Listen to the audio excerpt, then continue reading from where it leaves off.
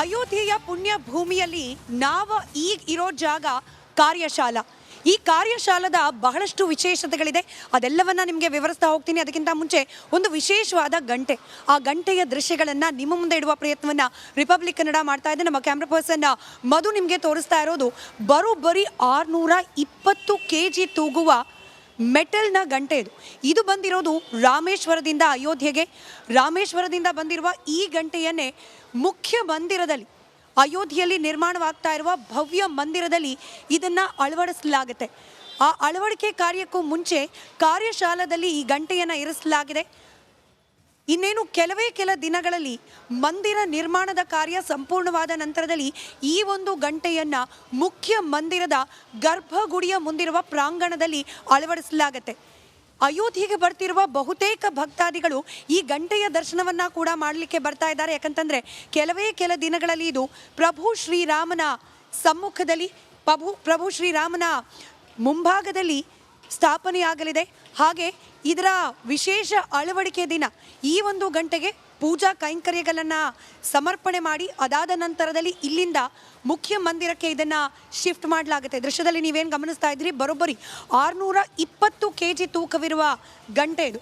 ಕೇವಲ ಈ ಕಾರ್ಯಶಾಲೆಯ ವಿಶೇಷತೆ ಇಷ್ಟು ಮಾತ್ರ ಅಲ್ಲ, ಬದಲಾಗಿ ನಾನು ಆಗಲೇ ಹೇಳಿದಾಗೆ ಬಹಳ ಪ್ರಮುಖವಾಗಿ ಈ ಕಾರ್ಯಶಾಲಾ ಆಕರ್ಷಣೀಯ, ಹಾಗೆ ಅಯೋಧ್ಯೆಯ ಪ್ರಮುಖ ಭಾಗ ಅಂತ ಕರೆಸ್ಕೊಳ್ಳೋದು ನೀವೇನು ಈ ಭಾಗದಲ್ಲಿ, ನನ್ನ ಎಡಭಾಗದಲ್ಲಿ ಗಮನಿಸ್ತಾ ಇದ್ದೀರಿ, ಈ ಪಿಲ್ಲರ್ ಸರಿಸುಮಾರು ಅಯೋಧ್ಯೆಯಲ್ಲಿ ರಾಮ ಮಂದಿರ ನಿರ್ಮಾಣದ ಕಾರ್ಯ ಪ್ರಾರಂಭ ಆಗಿ 2-3 ವರ್ಷಗಳಾಗ್ತಾ ಬಂತು. ಆದರೆ ಈ ರೀತಿಯ ಕೆತ್ತನೆಯ ಕಾರ್ಯ, ಕಲ್ಲುಗಳನ್ನು ತರಿಸಿ ಇಲ್ಲಿ ಪಿಲ್ಲರ್ಗಳನ್ನು, ಹಾಗೆ ದೇವಸ್ಥಾನಕ್ಕೆ ಸಂಬಂಧಪಟ್ಟ ಕಂಬಗಳು, ಹಾಗೆ ಮಂಟಪಗಳನ್ನು ನಿರ್ಮಾಣ ಮಾಡೋ ಕಾರ್ಯ 1990ರ ದಶಕದಿಂದ ಈ ಒಂದು ಕಾರ್ಯಾಲಯದಲ್ಲಿ ಪ್ರಾರಂಭ ಆಗಿದೆ.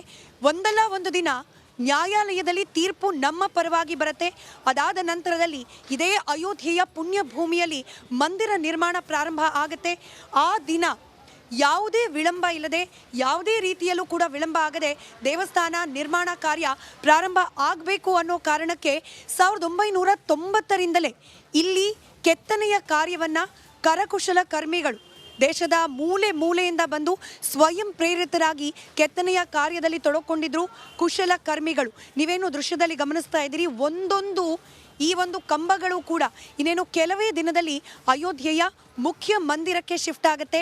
ಮಂದಿರದ 2ನೇ ಹಾಗೆ 3ನೇ ಮಹಡಿಯ ಕಾರ್ಯ ಏನು ಕಾಮಗಾರಿ ನಡೆಯುತ್ತೆ. ಆ ಸಂದರ್ಭದಲ್ಲಿ ಈ ಎಲ್ಲ ಕಂಬಗಳನ್ನು ಕೂಡ ಅಲ್ಲಿ ಅಳವಡಿಕೆ ಮಾಡಲಾಗುತ್ತೆ. ನೀವು ದೃಶ್ಯದಲ್ಲಿ ಏನು ಗಮನಿಸ್ತಾ ಇದ್ದೀರಿ, 1990ರಿಂದ 1990ರ ದಶಕದಿಂದ ಈ ಒಂದು ಕಾರ್ಯಶಾಲೆಯಲ್ಲಿ ಈ ಮಂದಿರಕ್ಕೆ ಸಂಬಂಧಪಟ್ಟಂತಹ ಕೆತ್ತನೆ ಕಾರ್ಯಗಳು ಪ್ರಾರಂಭವಾಯಿತು.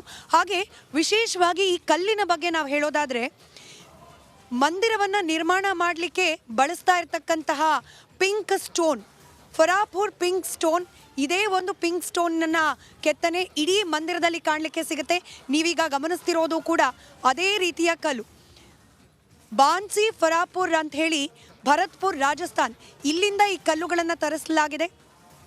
ಸಂಪೂರ್ಣವಾಗಿ ರಾಮ ಮಂದಿರ ನಿರ್ಮಾಣವಾಗ್ತಾ ಇರೋದು ಇದೇ ಒಂದು ಕಲ್ಲುಗಳ ಬಳಕೆಯಿಂದ.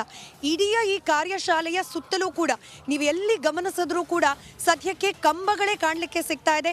ಬರೋಬ್ಬರಿ 300ಕ್ಕೂ ಅಧಿಕ ಪಿಲ್ಲರ್ಗಳನ್ನು ಇದೇ ಒಂದು ಕಾರ್ಯಶಾಲೆಯಲ್ಲಿ ನಿರ್ಮಾಣ ಮಾಡಿ ಕೆತ್ತನೆಯ ಕಾರ್ಯವನ್ನು ಸಂಪೂರ್ಣಗೊಳಿಸಿ, ಈ ಕಾರ್ಯ ಸಂಪೂರ್ಣ ಆದ ನಂತರದಲ್ಲಿ ಸರಿಸುಮಾರು 1-1.5 ಕಿಲೋಮೀಟರ್ ದೂರದಲ್ಲಿದೆ ಮುಖ್ಯ ಮಂದಿರ, ಅಲ್ಲಿಗೆ ಇದನ್ನು ರವಾನೆ ಮಾಡಲಾಗುತ್ತೆ.